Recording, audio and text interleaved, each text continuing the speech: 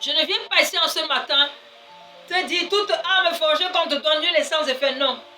C'est nul et sans effet dans ta vie si tu es à l'ombre du Tout-Puissant réellement. Et pour être à l'ombre du Tout-Puissant réellement, comme je ne fais que le dire et le répéter, tu dois demeurer dans sa présence. Et ne demeure pas dans sa présence comme un perdu. Demeure dans sa présence comme quelqu'un qui est venu réellement recevoir et apprendre de Christ. Comme quelqu'un qui est réellement venu connaître Christ. Comme quelqu'un qui est réellement en Christ et a envie de croître spirituellement. Mais n'est pas seulement là pour sa prophétie, n'est pas seulement là pour la prière, n'est pas seulement là pour sa délivrance, parce qu'on peut te délivrer aujourd'hui.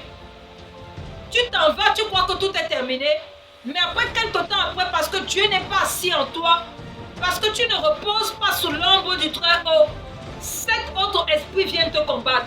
Cet autre esprit, en plus de celui qui était en toi, reviennent pour détruire ta vie. Ainsi parle l'Éternel. Et quand ils reviennent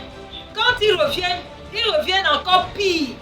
Et tu auras l'impression que tu ne progresses pas, tu n'avances pas parce que tout le temps, on sera en train de délivrer. Et moi, je ne suis pas celle-là qui délivre les gens matin, midi, soir. Non.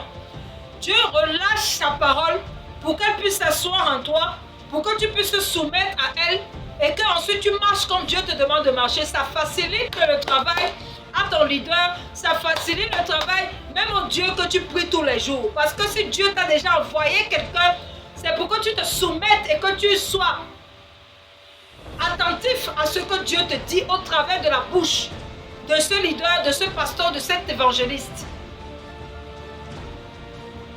Je ne vis